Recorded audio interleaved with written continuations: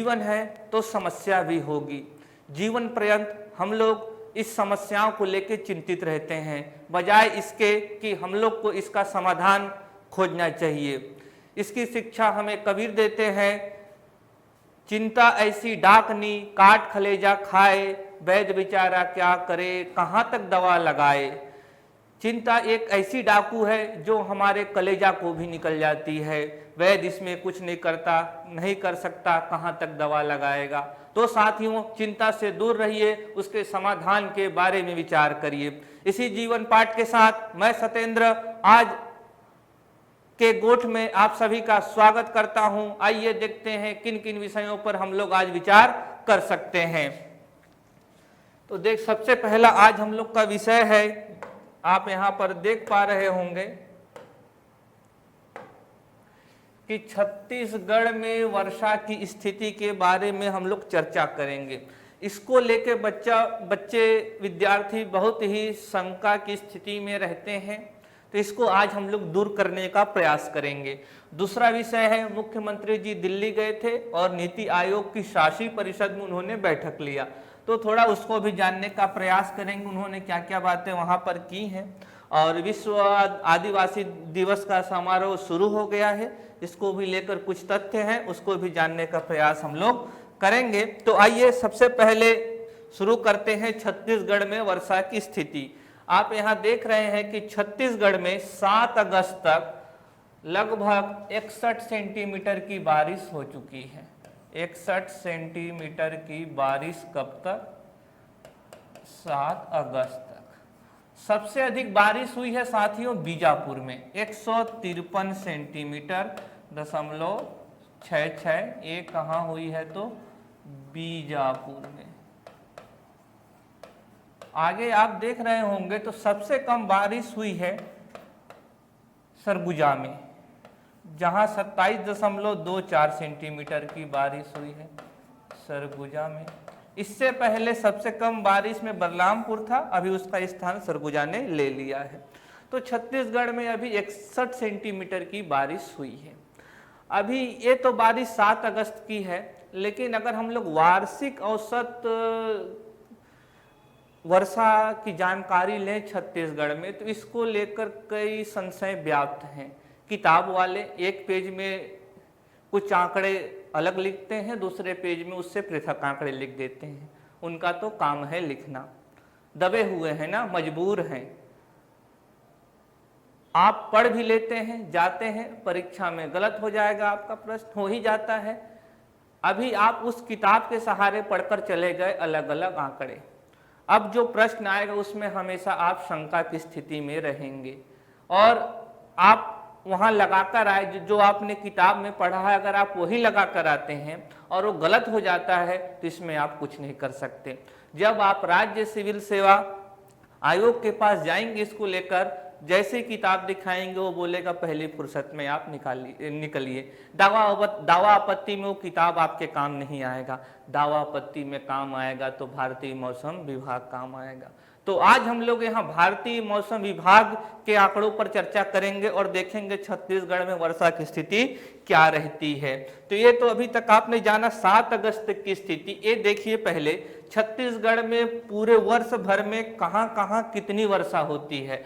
तो जून से लेकर सितंबर तक, जिसको दक्षिण पश्चिम मानसून ऋतु कहा जाता है, साउथ वेस्ट मानसून सीजन कहा जाता है, वहां छत्तीसगढ़ में जितनी भी वर्षा वार्षिक रूप से होती है उसका 90% वर्षा इन्हीं जून जुलाई अगस्त सितंबर में ही हो जाता है।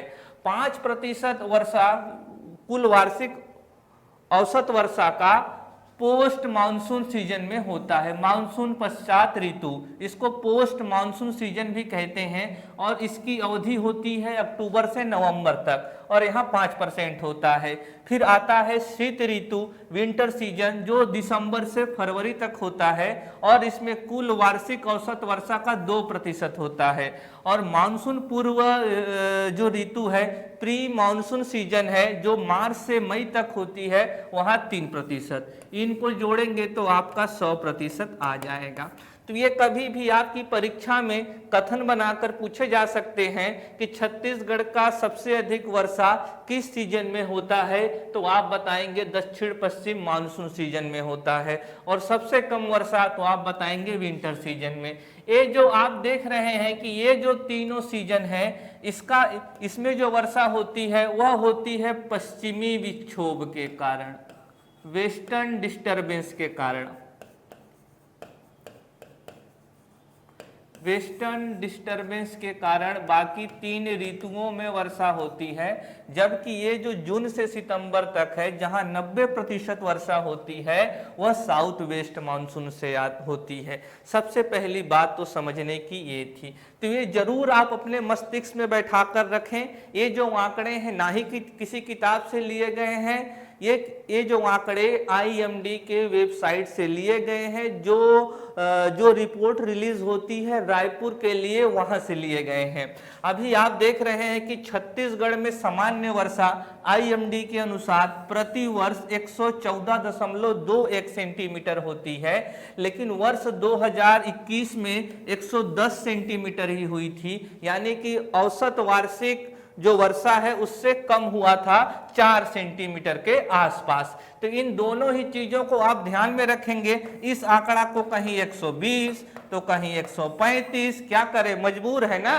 परीक्षा में जो प्रश्न आया उस प्रश्न को देख लिए कि व्यापम ने या लोक सहयोग ने कौन सा आंसर लिए है, किताब वाले लिख दिए, उनका काम है लिखना। लेकिन आप तो सावधान रहिए, आप तो सिविल सेवक बनने वाले हैं, तो किसी एक ही स्रोत पर क्यों निर्भर है। उनका तो काम ही है किताब बेचना। आपको सिविल सेवक नहीं बनाना चाहते, किताब बेचना चाहते हैं। सतर्क रहिए। तो आज से आप बताएंगे छत्तीसगढ़ में सामान्य वर्षा 114.21 सेंटीमीटर, और अगर आपका प्रश्न गलत होता है तो आप दावा आपत्ति कर सकते हैं इस रिपोर्ट को लेकर। IMD में जाएंगे तो आपको यह मिल जाएगा। लेकिन वर्ष 2021-20 में कितनी वर्षा हुई थी, 110 सेंटीमीटर हुई थी, यानी कि औसत वर्षा से कम। अभी 2022 के आंकड़े आएंगे ही नहीं, क्योंकि अभी पूरा ही नहीं हुआ है। जब पूरा हो जाएगा तो हम लोग इस पर भी बात करेंगे।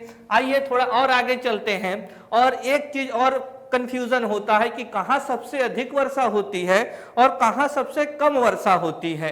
तो ये आप देख रहे हैं, ये देखिए, ये सामान्य वर्षा है और यह 2021 के आंकड़े हैं। दरअसल ये LPA होता है, लॉन्ग पीरियड एवरेज होता है। LPA निकालता है, 50 सालों के लिए निकाला जाता है। तो बीजापुर में सामान्य रूप से 132.34 सेंटीमीटर की वर्षा होती है, और जसपुर में 140.57 सेंटीमीटर की वर्षा होती है। ये औसत है।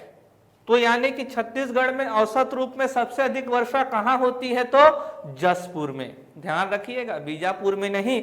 लेकिन पिछले 2021 से जो बीजापुर है वो जसपुर को पीछे छोड़ चुका है। ये देखिए, वर्ष 2021 के आंकड़े, बीजापुर में 121 सेंटीमीटर की वर्षा हुई है और जसपुर में मात्र 108 सेंटीमीटर की वर्षा हुई है, जहां वहां औसत रूप से 140 सेंटीमीटर की वर्षा होती थी, तो वहीं 108 हुई है। बीजापुर में 132 होता था, तो वहां 121 हुआ है।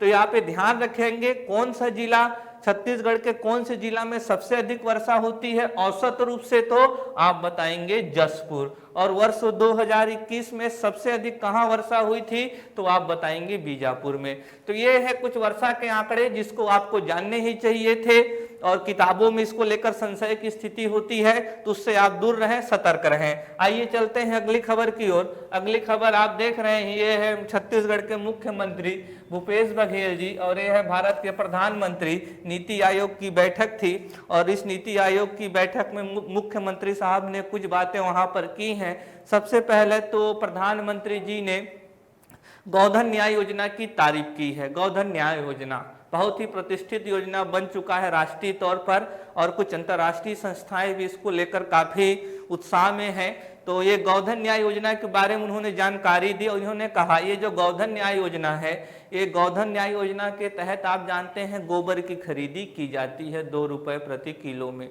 कौन खरीदता है, तो गौठान में कार्यरत महिला स्वयं सहायता समूह, वो 2 रुपए में गोबर तो खरीद लेती है। अब गोबर का करेगी क्या, उससे खाद बनाए जाते हैं, वर्मी कंपोस्ट। वर्मी यानी कि अर्थवर्म यानी कि केंचुआ से खाद बनाए जाते हैं। और भी प्रोडक्ट बनते हैं उस गोबर से, जैसे कि दिया बन गया, गौ काष्ठ बन गया, गौ की लकड़ी बन गई, और भी कई पेंट बनाए जा रहे हैं। लेकिन जो मुख्य उत्पाद तैयार हो रहा है गोबर से, जो महिला स्वयं सहायता समूह कर रही हैं, वो है वर्मी कंपोस्ट। और इस वर्मी कंपोस्ट को दे दिया जाता है किसको? तो सहकारी समिति को। सहकारी समिति का अर्थ क्या है? पैक्स को। किसको? तो पैक्स को, प्राइमरी एग्रीकल्चरल कोऑपरेटिव सोसाइटी, प्राथमिक कृषि सहकारी समिति को दे दिया जाता है। फिर यह समिति उस खाद को, उस वर्मी कंपोस्ट को, उस जैविक खाद को किसानों को वितरित करता है। तो इससे ये जो किसानों तक जा रहा है, महिला स्वयं सहायता समूह ने तैयार किया, फिर वो कहाँ गया? पैक्स में किया गया। पैक्स में गया तो जो वीमेन सेल्फ हेल्प ग्रुप ने इसको तैयार किया और पैक्स को दिया, और पैक्स इसको किसको दे देता है? तो किसानों को, और किसान इसको मिट्टी में छिड़काव कर देंगे। तो मिट्टी में छिड़काव करेंगे तो यह जैविक खाद है, तो मिट्टी की उर्वरा शक्ति में बढ़ोतरी होती है, पर्यावरण अवनयन कम होता है, जल संरक्षण होता है, उत्पादन में बढ़ोतरी होती है, उत्पादकता में भी बढ़ोतरी होती है। तो इसी को लेकर प्रधानमंत्री जी ने तारीफ किया है। यह गोधन न्याय योजना 20 जुलाई वर्ष 2020 को शुरू की गई थी, हरेली पर्व के दिन। बहुत ही महत्वपूर्ण योजना है। और इसी वर्ष 28 जुलाई 2022 को जब हरेली का पर्व था, उस दिन इस गोधन न्याय योजना का विस्तार करते हुए गौमूत्र की भी खरीदी शुरू की गई है। गौमूत्र, गोबर के कीमत से दुगनी कीमत यानी 4 रुपए प्रति लीटर पर महिला स्वयं सहायता समूह पशुपालकों और कृषकों से खरीदते हैं, और उस गौमूत्र से वो जीवामृत और कीटनाशक बनाने का कार्य कर रहे हैं। तो ध्यान रखेंगे, उन्होंने बात कही है किसको लेकर? तो गोधन न्याय योजना को लेकर। दूसरी बात उन्होंने यहाँ पर बताया है कि ये जो प्रदेश के आकांक्षी जिले हैं वो बेहतर प्रदर्शन तो कर रहे हैं, लेकिन उनके पास संसाधनों की कमी है। तो आइए देखते हैं छत्तीसगढ़ में कितने आकांक्षी जिले हैं और वो कौन कौन से हैं। तो ये देख रहे हैं छत्तीसगढ़ में 10 आकांक्षी जिले हैं। ये 10 आकांक्षी जिले हैं छत्तीसगढ़ में, आप देख पा रहे होंगे। तो 10 कौन से हैं, पहले उसको आइडेंटिफाई कर लेते हैं हम लोग। तो हम लोग यहाँ पर दक्षिण से उत्तर की तरफ बढ़ेंगे, क्योंकि दक्षिण तरफ जो आकांक्षी जिले हैं, एस्पिरेशनल डिस्ट्रिक्ट, वर्ष 2018 में नीति आयोग ने देश में 115 जिलों को चुना था जो स्वास्थ्य, शिक्षा, पोषण, आर्थिक मामलों में पीछे थे। साथियों, यूनाइटेड नेशन डेवलपमेंट प्रोग्राम 2020 के रिपोर्ट में भारत का स्थान 131 है। भारत का स्थान 131 है। यूएनडीपी की रिपोर्ट है, मानव विकास सूचकांक, ह्यूमन डेवलपमेंट इंडेक्स, जो 2020 है। यूनाइटेड नेशन डेवलपमेंट प्रोग्राम की जो रिपोर्ट आती है, मानव विकास सूचकांक 2020, जिसमें भारत का स्थान 131 है और इसमें कुल 189 देश शामिल है। तो देख रहे हैं भारत में मानव विकास की स्थिति बहुत ही नीचे है। आर्थिक वृद्धि तो हो रही है, लेकिन मानव का विकास नहीं हो रहा है। और एक अगर भारत के राज्यों को देखें तो इसमें भी काफ़ी भिन्नता पाई जाती है। एक तरफ महाराष्ट्र, गुजरात जैसे राज्य विकसित बहुत हैं, तो एक तरफ छत्तीसगढ़, मध्य प्रदेश, झारखंड और उड़ीसा जैसे राज्य अभी भी निचले स्तर पर हैं। और अगर एक राज्य के अंदर ही आए तो कई जिलों में, जैसे छत्तीसगढ़ में जो छत्तीसगढ़ के अंदर आए तो यहाँ की जिलाओं में भी आपस में कई प्रकार की भिन्नताएं हैं। रायपुर मध्य छत्तीसगढ़, उत्तरी छत्तीसगढ़ और दक्षिणी छत्तीसगढ़ की तुलना में ज़्यादा विकसित है। तो वैसे ही नीति आयोग ने वर्ष 2018 में 115 जिलों का चुनाव किया गया और इस 115 जिलों पर उसने कार्य करना शुरू किया, और इन्हीं 115 जिलों को ही आकांक्षी जिला के नाम से हम लोग जानते हैं। तो इस योजना के तहत छत्तीसगढ़ में 10 जिलों का चुनाव किया गया। आइए आइडेंटिफाई करते हैं वो 10 जिले कौन कौन से हैं। तो सबसे पहला है सुकमा, फिर आप देख रहे होंगे दंतेवाड़ा, बीजापुर, नारायणपुर, बस्तर और कोंडागांव और एक कांकेर, महासमुंद 8, राजनांदगांव 9, कोरबा 10। तो सुकमा 1, दंतेवाड़ा 2, बीजापुर 3, नारायणपुर 4, बस्तर 5, कोंडागांव 6, कांकेर 7, राजनांदगांव 9 और कोरबा 10। ये 10 जिले लिए गए हैं। ये आपके सामने सूची तैयार है, आप इसको नोट कर लीजिएगा। कभी भी आपसे प्रारंभिक परीक्षा में पूछा जाएगा निम्न में से कौन सा जिला आकांक्षी जिलों में शामिल नहीं है, तब उस समय आप फंस सकते हैं। तो तैयार रहिए साथियों। और देखते हैं कि ये कौन कौन से मानक पर तय होता है, कौन कौन से मानक पर यहाँ निर्णय लिया जाता है कि कौन सा जिला ऊपर उठ रहा है, कौन सा जिला नीचे जा रहा है, या वहाँ की स्थिति क्या है। तो स्वास्थ्य और पोषण, शिक्षा, कृषि और जल संसाधन, वित्तीय समावेशन, फाइनेंशियल इंक्लूजन, कौशल विकास, स्किल डेवलपमेंट, सड़क, पेयजल उपलब्धता, ग्रामीण विद्युतीकरण। तो यहाँ पर क्या है, हेल्थ है, एजुकेशन है, न्यूट्रिशंस है, रोड है, ड्रिंकिंग वाटर है। ये जो मूलभूत आवश्यकताएं होती हैं मानव के जीवन के लिए, रोटी कपड़ा मकान, ये पहले की आवश्यकता थी, अब बदल गई हैं। रोटी कपड़ा मकान के साथ आपको सड़क भी चाहिए, विद्युत भी चाहिए, आपको वहाँ पर सही स्वास्थ्य का बुनियादी और संरचना भी चाहिए। तो इन्हीं सब के आंकड़ों के तो इन्हीं सब को आधार बनाकर इन लोगों का डेल्टा रैंकिंग तैयार किया जाता है, फिर वो प्रकाशित किया जाता है। जब भी डेल्टा रैंकिंग आएगी हम लोग बात करेंगे, अभी महीनों के अकॉर्डिंग आती है, बदलती रहती है, इसीलिए हम उस आंकड़ों को नहीं लिया हूं।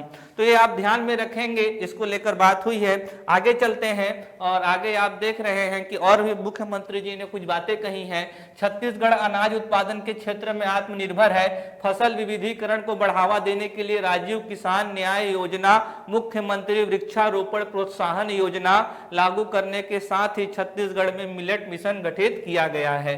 तो यहाँ पर जो क्रॉप डाइवर्सिफिकेशन है, फसल विविधीकरण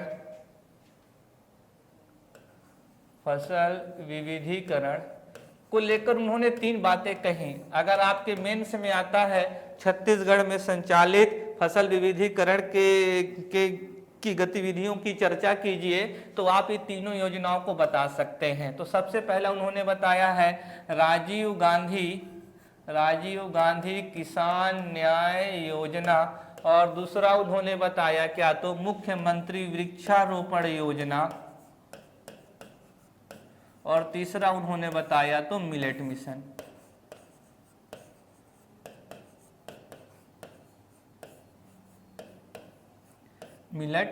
तो देखेंगे राजीव गांधी किसान न्याय योजना में कैसे फसल विविधीकरण हो रहा है। तो इस योजना के अंतर्गत वे किसान जिन्होंने अपनी खेत पर पिछले वर्ष धान का फसल लिया था और इस वर्ष अगर वो धान के फसल के स्थान पर वृक्षारोपण करते हैं या सुगंधित धान की किस्मों को लगाते हैं, तो उनको 10,000 रुपये प्रति एकड़ की धनराशि से नवाजा जाएगा। तो अभी किसान इससे प्रोत्साहित होंगे अन्य फसलों को लेने के लिए, और इसका प्रभाव दिखा है। इस वर्ष छत्तीसगढ़ में 5 लाख जो हेक्टेयर है उसका रकबा कम हुआ है धान के लिए, तो इसका प्रभाव दिखा हुआ है। आगे है मुख्यमंत्री वृक्षारोपण योजना। इस योजना के तहत अगर कोई ग्राम पंचायत अपनी भूमि पर वृक्षारोपण करती है और अगर 6-7 महीने बाद वहां जांच होता है और अगर जांच में 80% पौधे जीवित पाए जाते हैं, तो उस ग्राम पंचायत को 10,000 रुपए वहां प्रति हेक्टेयर या प्रति एकड़ दिया जाता है। उसी तरीके से कोई अगर वन प्रबंधन समिति है तो उसको भी 10,000 रुपये प्रति एकड़ दिए जाएंगे अगर उसने कोई वृक्षारोपण किया है और जांच के बाद 80% पौधे जीवित पाए जाते हैं। तो इससे भी प्रोत्साहित हो रहे हैं। इसमें किसानों को भी शामिल किया गया है। मुख्यमंत्री वृक्षारोपण योजना में किसानों को भी 10,000 रुपये प्रति एकड़ का सहायता दिया जाता है अगर वो धान के बदले वृक्षारोपण करते हैं तब। आगे देखेंगे मिलेट मिशन। अभी देखो इन दोनों में से किसी एक में ही किसानों को फायदा मिलेगा, दोनों का नहीं मिलेगा। मिलेट मिशन में सरकार कोदो, कुटकी एवं रागी के फसल को बढ़ावा दे रही है। मिलेट मिशन में क्या है, कोदो, कुटकी और रागी के फसल को बढ़ावा दे रही है। बढ़ावा कैसे दे रही है? तो सरकार ने वादा किया है कि इसकी हम लोग खरीदारी करेंगे।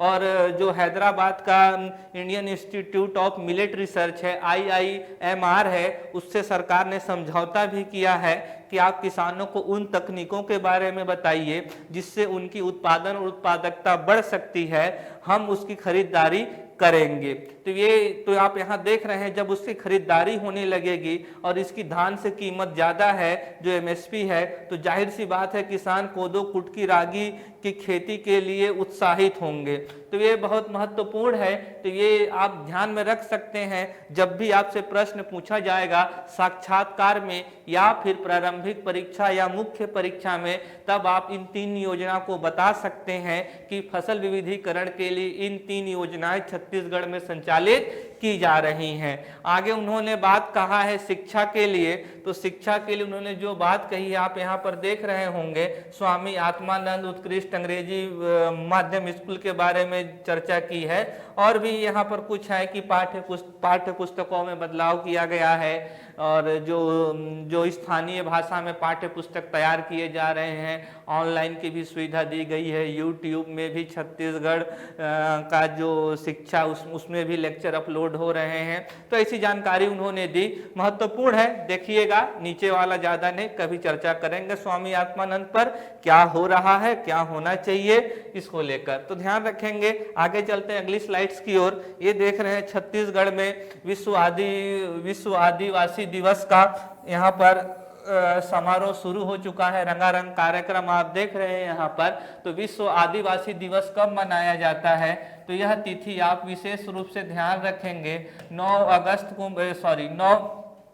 अगस्त को ये मनाया जाता है। और आप जानते हैं कि छत्तीसगढ़ में 30.62% अनुसूचित जनजाति की आबादी है। छत्तीसगढ़ की जितनी भी आबादी है उसका 30.62% अनुसूचित जनजाति आबादी का हिस्सा है। और अनुसूचित जनजाति आबादी का निवास क्षेत्र कहाँ होता है? पहाड़ी क्षेत्र होता है, वन क्षेत्र होता है। तो ये आदिवासी देख रहे, इतनी बड़ी जनसंख्या है छत्तीसगढ़ में, इसीलिए यह तारीख आपके लिए महत्वपूर्ण हो जाती है। मनाया तो ये पूरे विश्व स्तर पर भी जाता है, लेकिन छत्तीसगढ़ के लिए विशेष महत्व रखता है। क्यों? क्योंकि यहाँ पर एक व्यापक जनजाति आबादी पाई जाती है। तो यहाँ पर आप ध्यान में रखेंगे, यह कब से मनाना शुरू हुआ है? तो 9 अगस्त 2016 से ये जो यूनाइटेड नेशन ने इसको एक्सेप्ट किया, तो वहाँ से मनाना शुरू हुआ है। बाकी यहाँ पे पढ़ लेंगे, बाकी इसमें जानकारी लिखी हुई है कब से क्या हुआ, तो ये ज़्यादा चर्चा करने का विषय है नहीं। तो आज के लिए साथियों बस इतना ही। आगे हम लोग फिर से मिलेंगे अगले खबरों के साथ में, यानी कि कल। तब तक आप पढ़ाई करिए और अच्छे से संलग्न होकर अपने उद्देश्य की ओर बढ़िए।